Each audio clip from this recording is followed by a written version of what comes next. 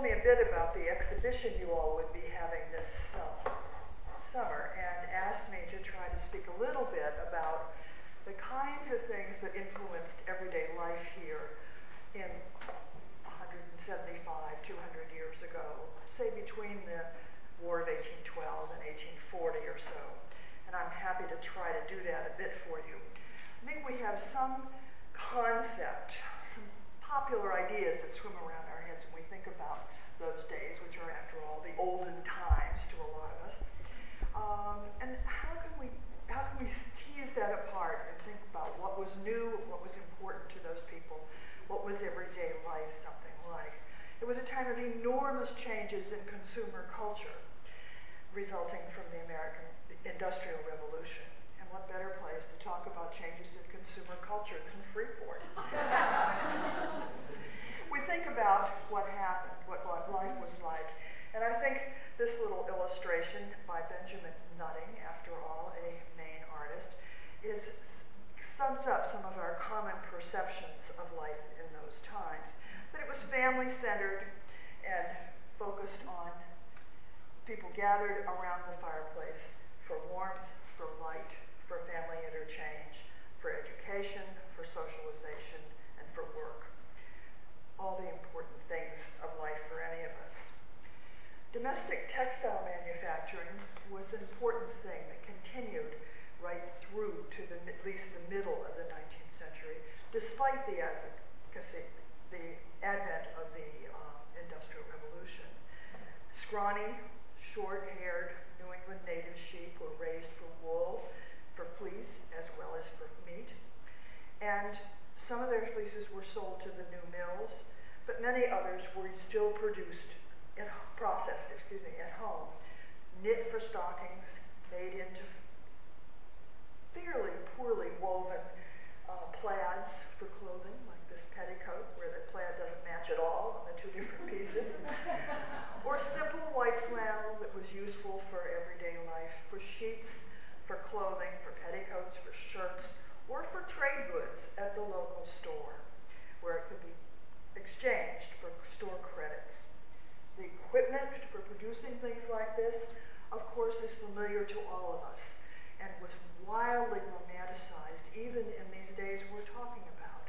For textile equipment, processing equipment, spinning wheels, and looms particularly were perceived as women's tools and symbolic of women's attention to duty and proper behavior. But their work was facilitated already by 1800, by the beginning of mechanization.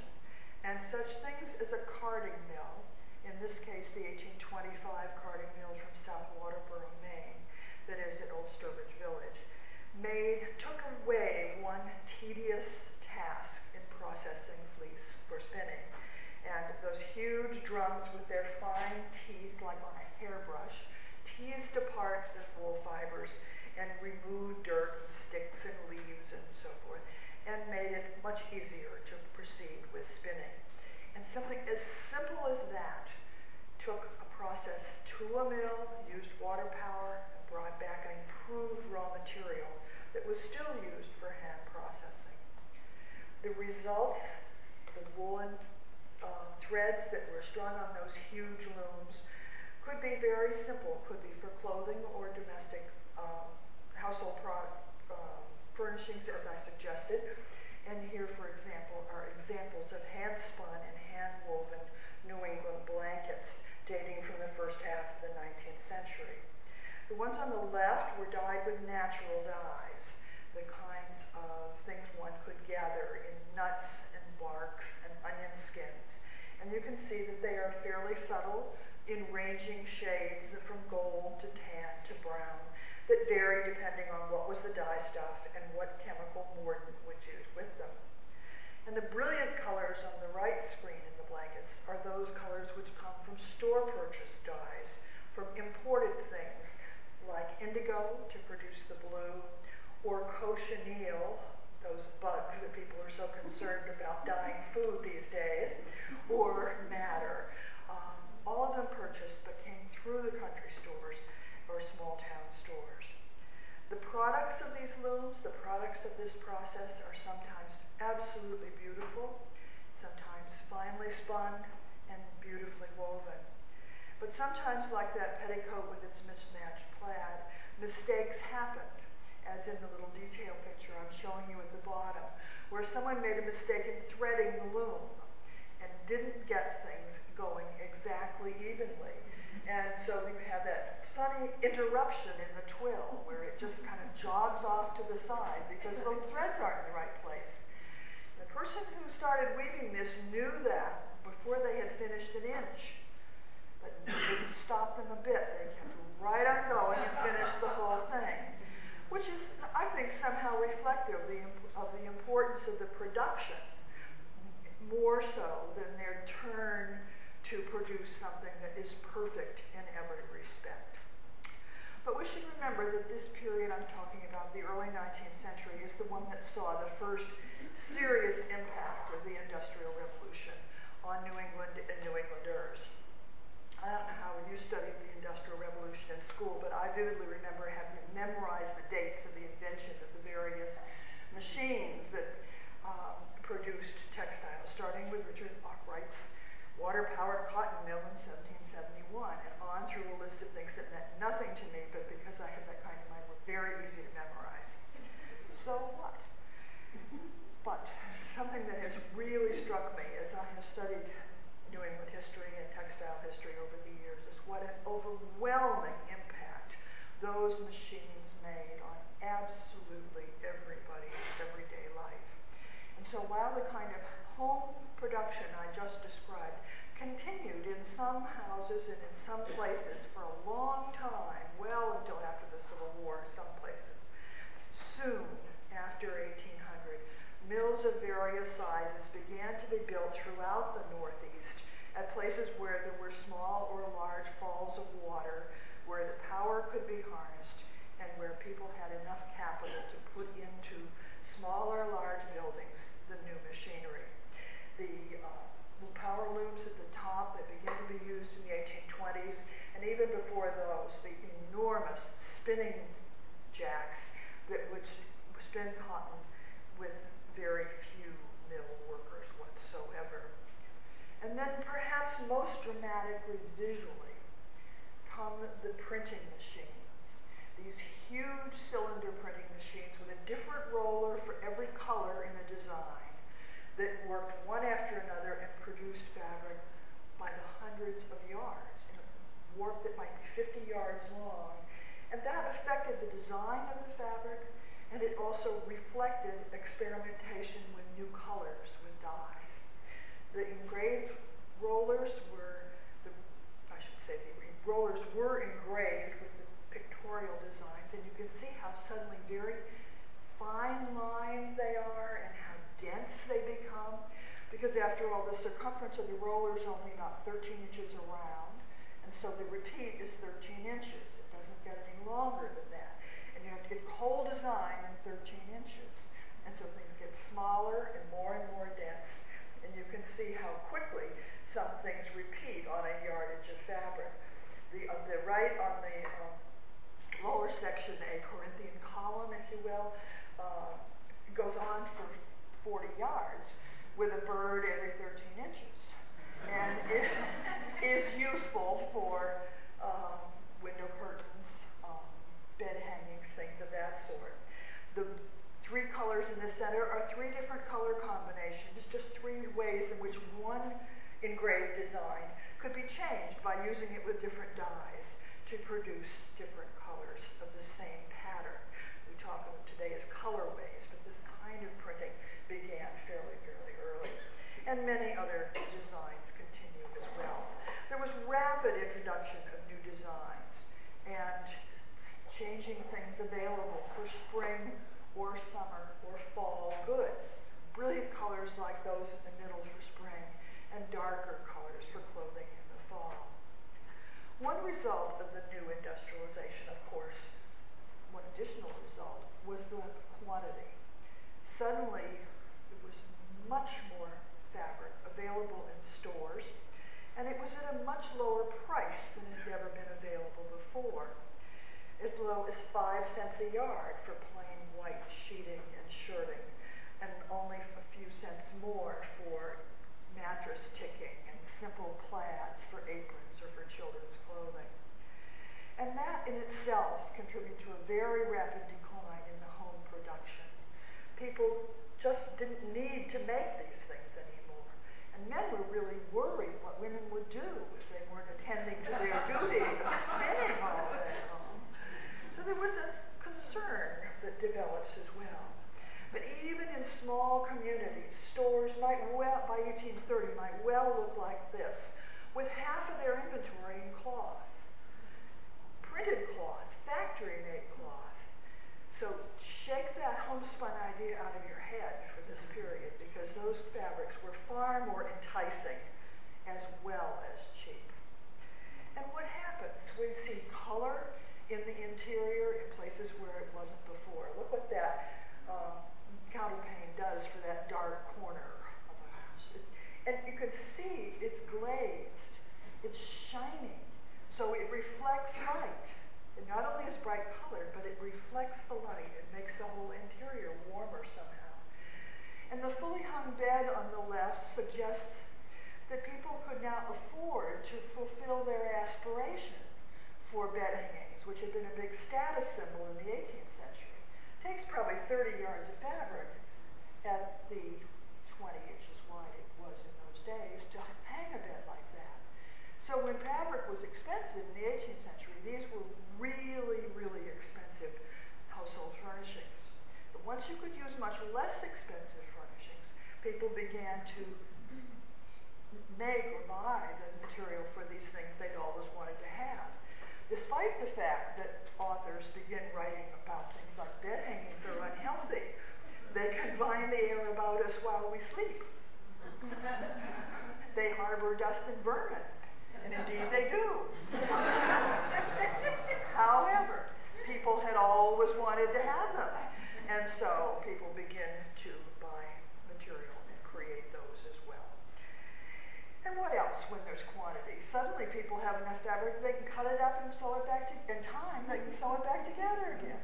There's a huge flowering of quilting, of pieced and applique quilting, that begins to develop when these inexpensive fabrics become available. And that too reflects the change that comes from the Industrial Revolution in the textile manufacturing world. Some of the designs are beautifully done, some of them aren't too good. The color combination lower right might seem a little weird to us, but you can see no one ever finished making it into a quilt. It's just a square that has been stitched together. But it reflects the kinds of fabrics available in the 1830s. And quilting was so popular that quilts began to be displayed at rural agricultural fairs, as they still are. And on the upper left is a picture of a display at an 1849 agricultural fair. And you can see the huge variety of quilting patterns that are displayed from one community at that time. On the right is an illustration from a little children's book that has always intrigued me. As you can see, the young girl is sitting there with her patchwork in front of a fully hung bed. And it illustrates a story about a girl whose parents had gone away on a trip and left her home alone. And she was a little bored and clearly decided she wanted something to entertain herself, and she decided she would make a quilt. So she began by going throughout the town to gather up the materials that she would need and beg, borrow from her friends, her neighbors, or others' friends, scraps of fabric to assemble to make her quilt. And she spent most of the week her parents were gone doing that. And then she began to sew alone. And she decided it was really quite tedious and boring. And she never did finish the quilt. The title of the story is Busy Idleness. And it suggests for me one of the kinds of things that people began to do when they no longer had the necessity of production of large quantities of spun wool to keep their family in stockings or whatever it might have been. But this ornamental needlework filled social needs as well as creativity. What else comes with lots of fabric? Laundry. Lots and lots of increase in laundry.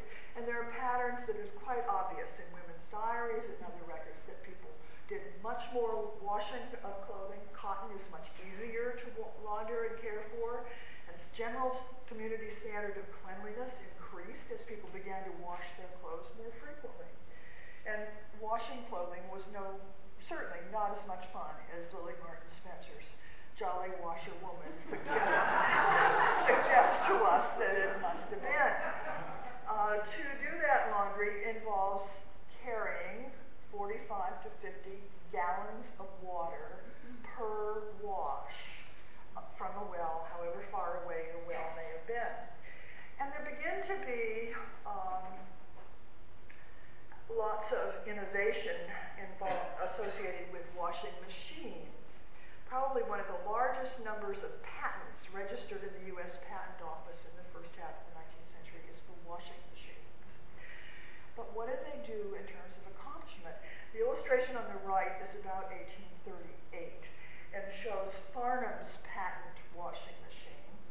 And I hope you notice that there are no pipes going in or out of that washing machine. You still have to carry and heat and then carry away the water that is used in it. The man is clearly looking into it as if this is an intriguing mechanical contraption, where you can see there's a slotted cylinder that could be rotated, and then inside it are pegs that would cause some agitation of the clothing as they slosh through the water, and a handle on the right-hand end. The woman is looking quite dubious, and the kid seems to realize that his job is going to be to turn the handle. So it's not a lot of technical improvement in really in the process or the efficiency, but there's a lot of effort in the right direction. Let's at least give them credit for that. There are other textile innovations that made a huge difference as well, not least of which is one that affects appearance, and that is the extraordinary thing of the jacquard loom, which was developed in France in late 1790s. In the upper left is an illustration of a perfectly ordinary barn loom, the type I showed a minute or so earlier, with the jacquard device mounted on top of it, which is the way it worked. Around it is a visitor guardrail that's shown at the Smithsonian, so don't get confused by this railing. That has nothing to do with it. But the jacquard device up on top is important. And here's a detail that shows what is making the difference. It's a series of cardboard cards, punch cards, which advance one at a time, up, up, up, and over. And as they hit the top, they trigger a device which comes down and lifts selected threads here in order to create a pattern in the weaving. And it moves on card by card by card by card to change the pattern. And so suddenly you can have woven designs that have curved lines like this and elaborate pictures in the weaving. Transforms weaving and the product of looms. And you're absolutely right, it is indeed the ancestor of the modern computer with its punch cards. So what's made with these jacquard looms? Obviously, first of all, coverlets were often made, but also carpets. And I think it's interesting to think about the quantities of carpet and the kinds of things that were made. Ingrain carpets, perfectly flat, woven very much like coverlets, usually of all wool, have no pile on them whatsoever. By 1829, at Lowell, there were 50 looms, which made 101,500 yards of ingrain carpeting. They sold for $1 a yard. At the same time, there were huge quantities of imports coming in from British mills. And in Maine, there were any number of additional smaller mills producing the same sort of thing. Some of them made this plain checkerboard carpeting, as you see here, as were advertised by a mill in Waterville in 1838. But that place also offered flowered carpetings and damask tablecloths, which must have meant that they also had the jacquard looms that could produce those pictorial designs. Once carpets were available and valuable, you would see that they had to be protected. And you'd find an interior that ended up looking somewhat like this parlor in Rhode Island, where the carpet is stretched wall to wall, but then in front of the fireplace is a hearth rug placed in front of the hearth, but to protect the carpet from any sparks that might fly out of the fireplace, but also to protect it from the wear and tear of the feet of people who stand in front of the fireplace while shuffling back and forth a little bit while they visit with each other and try to keep warm in the one warm place of the house. Another thing you see in this little interior picture suddenly are pictures. And while this is probably an oil painting, you can understand when I might suggest that the pictures over the mantelpiece are probably prints. And another transformation in American interior design and decoration comes again from a new mechanical process, which is the lithography of prints, which was again developed in France in the late 1790s and in Boston by 1826. And suddenly walls that never had pictures on them before could have simple prints, pictures of patriotic subjects or religious subjects or biblical subjects or literary subjects. The upper left is Sunnyside, Washington's Irving's home. And suddenly people have a whole different concept of the world when they can see pictures of it every day in their very own living room. We also see that broadsides were printed and various cultural events took place in New England and had an impact on interior furnishings as well. A grand menagerie touring New England in 1835 published a broadside that had an illustration of its lion and lioness. And in a small hearth rug shown here that is in Old Sturbridge Village, someone copied the image of the lion and the lioness onto a hearth rug and embroidered them. This is not a hooked rug. This is an earlier form in which you can see from the back, this is embroidered in separate stitches that leave a loop on the surface to create this pictorial design. Whereas I mentioned earlier that quilts were displayed at the agricultural fairs, I would hasten to add that the hearth rugs were even more popular. And in the 1830s and 40s, hearth rugs were the largest category of women's handcraft that was exhibited at those agricultural fairs. And although you will see in the current antiques press a good bit about how these couldn't have been hearth rugs, they had to be table rugs, I hasten to assure you at this time that they really were intended to be on the floor, and they have a wide range of designs. The lower one is an example made in Maine that belonged to Nylander, and it's a very simple geometric design. The upper one is one of my favorites because it won a prize at one of those agricultural fairs. Eliza Williams won $1 for the best hearth rug at the Brighton Cattle Show in 1830. But what's more fun, curled up in front of your fireplace than two puppy dogs? Just snuggled in there. There are many other elements, of course, of interior design that benefit from new technology as well. In wallpaper manufacturing, the same kind of impact comes along as in textile, although, of course, nowhere near as broad in scope for everyone. Instead of, as in the 18th century, the printer having to paste together squares and then print each color with a heavy wooden block, by the mid-century, paper is made in continuous rolls and printed on cylinder printing machines, very like those that were used for textiles. And millions of rolls were produced annually by the 1850s. And they were sold in specialized stores that stocked the great variety that was then available of American goods as well as imports from France and England. On the left is the store of Josiah Lumsted in Boston with its wonderful skylight, so you can see the paper designs by natural light.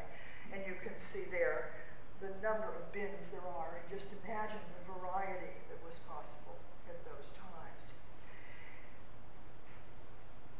But also there were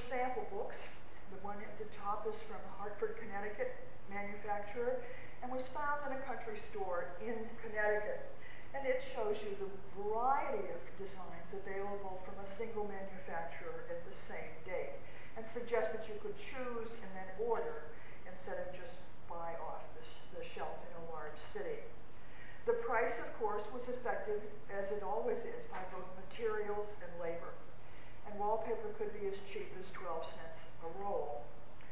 I think it's interesting to think about the impact that a dollar might have on a person's home. The average wage was $1 for a man, less, of course, for a woman. But the amount of wallpaper needed to paper a room in a small Cape Cod house with a panel dado, so you only needed to go from here up to the ceiling, could be as little as $1. And that is to say, you could transform the interior of your Cape Cod house for $1 with something as lavish as one of these designs. And compare it to the carpet, where the ingrain was $1 a yard, and you needed $28 or $30 to put a carpet on the floor. You can suggest that the wallpaper is going to come a lot earlier in your redecorating campaign than is the carpet. The designs on the screen, I think, are wonderful examples of the richness of color in some of these mid-19th century examples. And this one I show just because of the sort of outrageous quality of the color, but also to just make it quite clear, the bottom of this is the end of the roll. And this was not intended to be shown on the wall. But it does illustrate how these rainbow papers were constructed with the painted background and the shaded many colors behind it, and then the stamp design on top that gave the lacy leaves on top of that. But knowing how little people knew about design this time, I wonder if somebody didn't go ahead and put the whole thing on and end up with a very strange looking cornice around the edge of the room. Fortunately, we've never found one, so forget that idea. Next to the impact of innovation in textiles and wallpaper, there are other industries that flourished in the early 19th century that made a big difference as well. And certainly one of the most important was that of ceramics. Second to textile exports from England even in the 18th century was ceramic ware. Factory products here were hugely important and replaced handmade earthenwares, redwares, and pewter as average person's tableware well before the end of the 18th century. And these white-bodied earthenwares were not porcelain, to be sure, but they were white, clean, easy to take care of. They were inexpensive. And among the most common designs were these edged wares, often blue, occasionally green, usually in dinnerwares. And that is to say, not cups and saucers. The idea of a five-piece place setting did not exist. People bought plates of various sizes, platters, serving bowls in edged wares, and the other things were not used this way.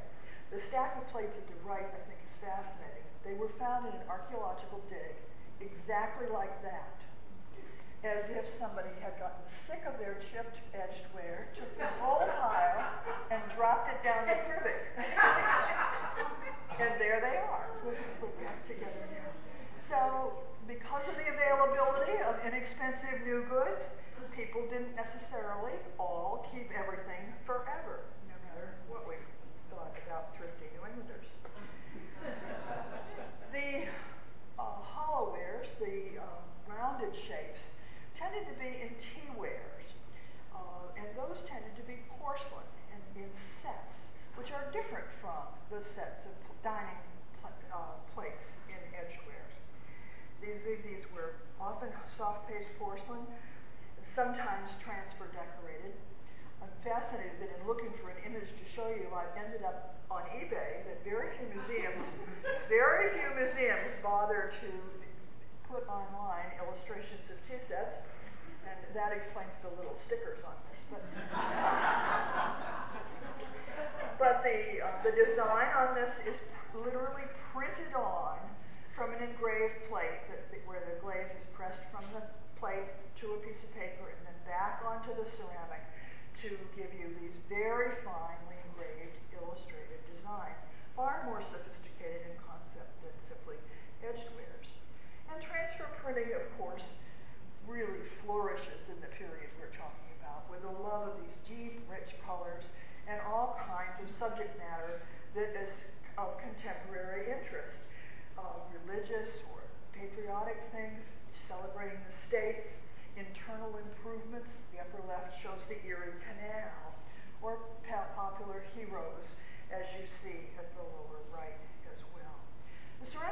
in from England, and they were sold.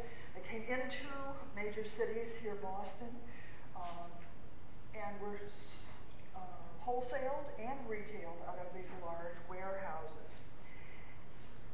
And you can see, I think, the kind of crate in which they came on the sidewalk in front of these two warehouses there, and again out here.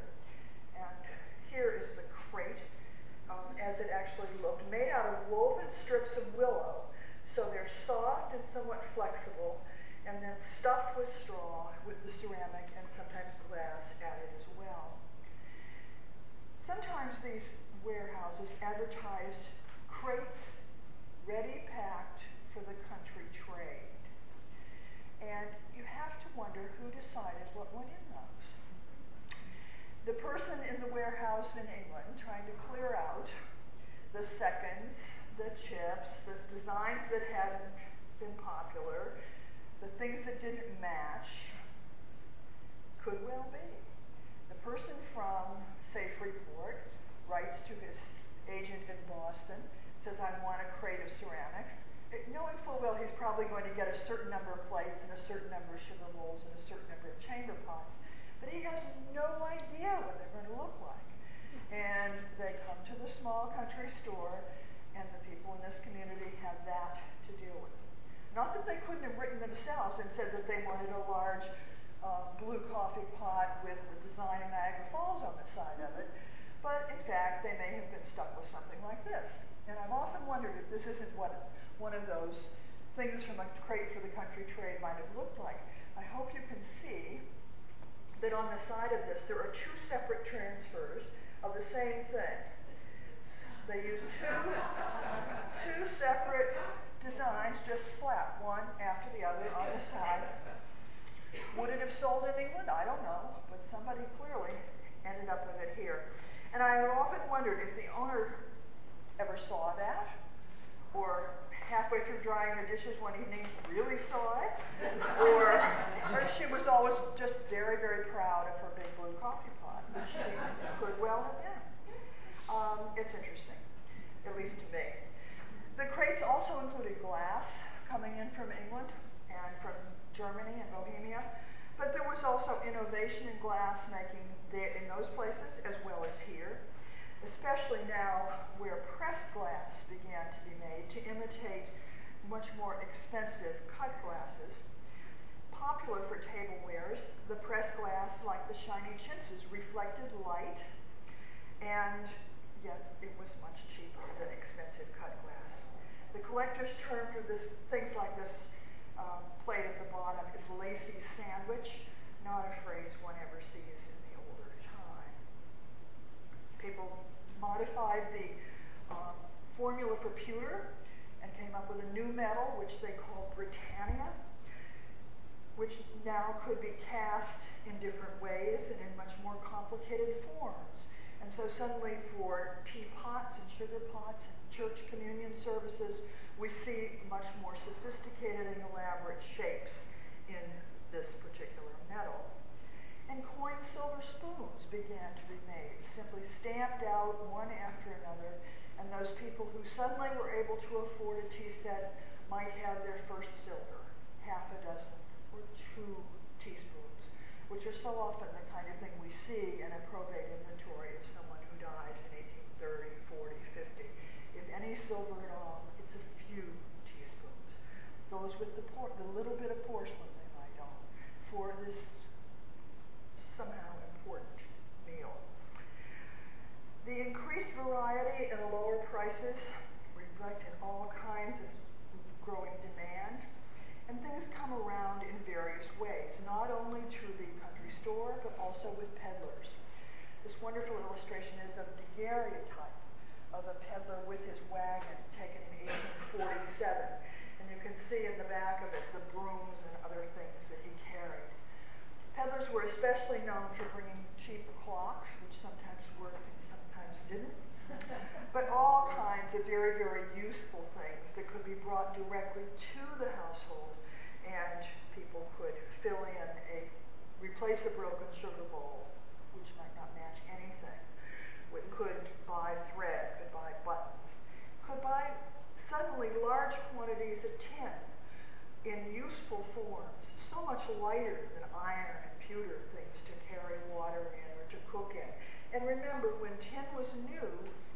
shiny as a tin can. It was not dark and black like we find it in antique shops. It was brilliant. And with that flash and lightness and its inexpensive quality, it too was valuable. All these goods, all this variety, so much choice.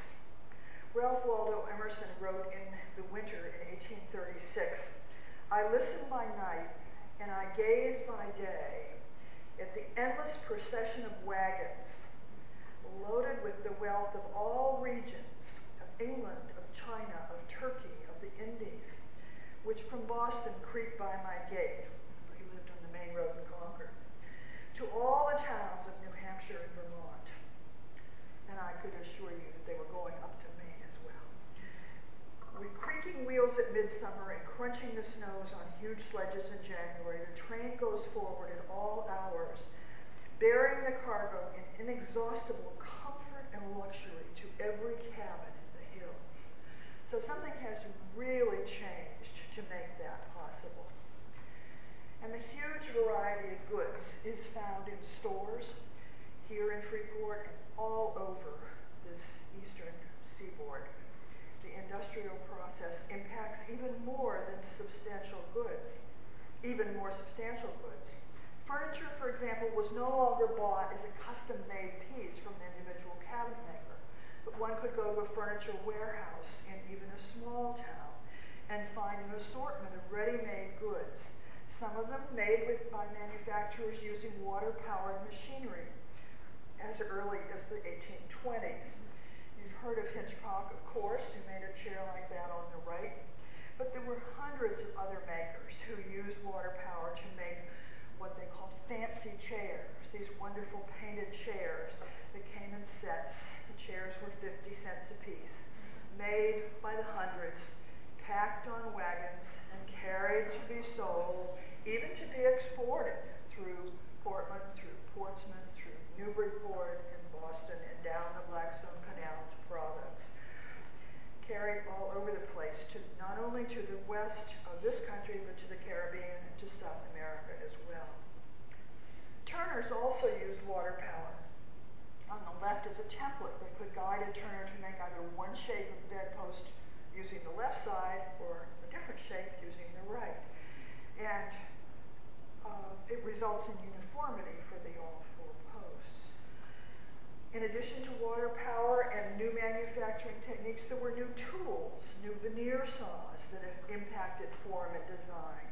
And with a specialized new veneer saw, it was much cheaper to manufacture things in the new Grecian design with its big flat scrolls and curves and smooth, shiny surfaces, using that wonderful mahogany brought in from the Caribbean. And another new criteria was for comfort. We begin to see much more upholstery, and although none of us would probably consider this sofa the most comfortable thing we'd ever been offered to sit on, that was something quite new in the 1830s, and indeed perceived as comfortable. And here we have it all come together. The fabrics in quantity, the carpet on the floor, the center table with its veneers, ornamental decoration in many places, elaborate window curtains in rich colors. Quite different from the kind of home these people had grown up in, really. It's characterized somewhat by the little drawing on the left of a room in Peterborough, New Hampshire in 1831. An evening at home in a very ordinary vernacular house. Everybody's wearing lots of brand new cloth, but there's not a lot else from the new Industrial Revolution there. But the criteria of comfort has come in, and they've added a stove, which certainly made a difference in the heating in that room. And as you notice, its pipe goes through the next room. It heated the next room too, with the great danger, of course, that creosote could drip through the cracks in the stovepipe onto the new carpet or the floor.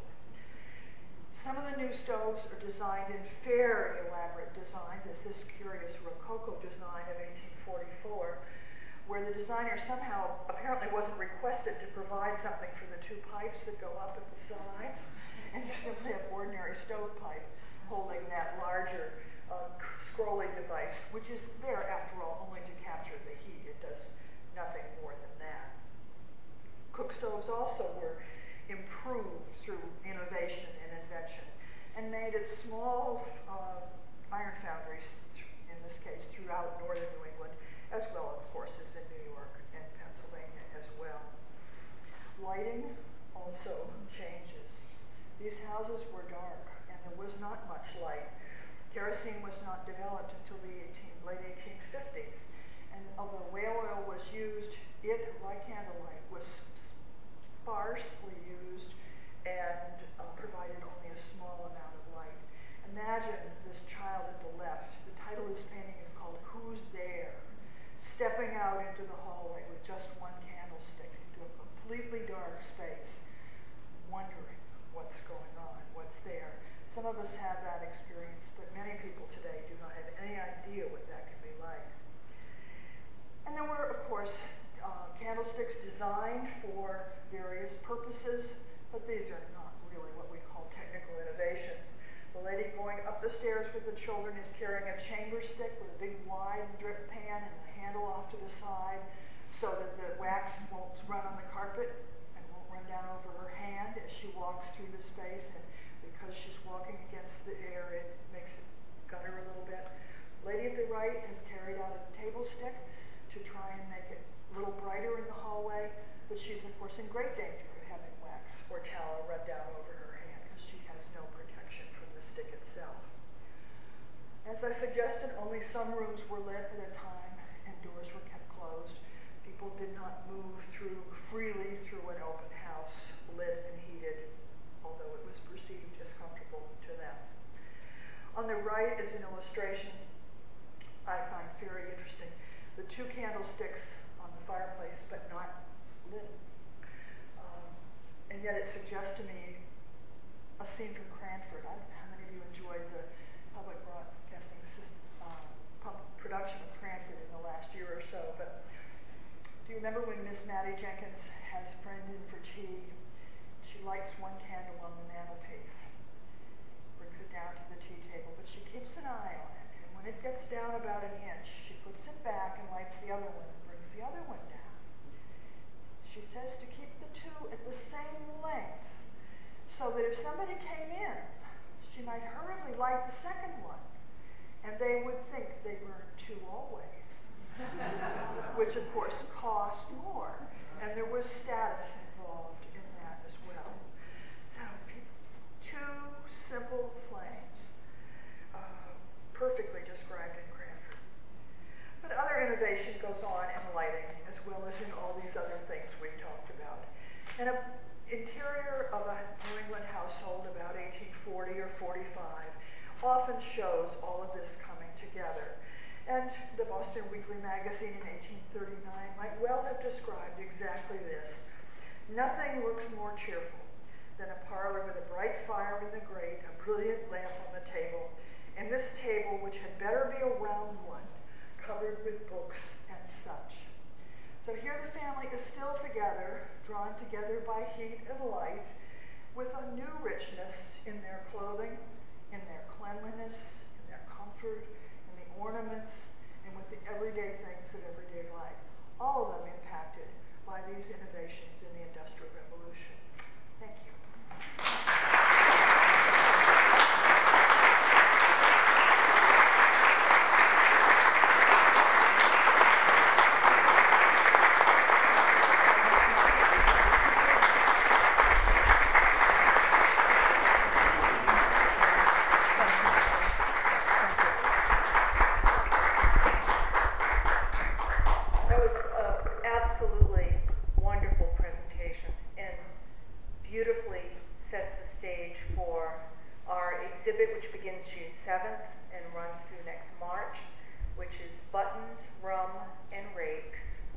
Freeport's mercantile past.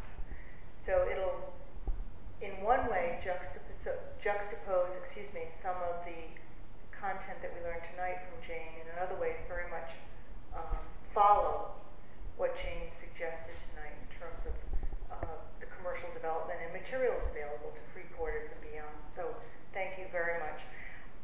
Before you leave tonight, I want to again invite everyone to have something cool to drink and something to eat, and invite you to our exhibit and our fundraiser. Connecticut Heritage Days and the evening gala. So thank you so much for joining us this evening. It was a pleasure to be with you all, and we'll see you next year.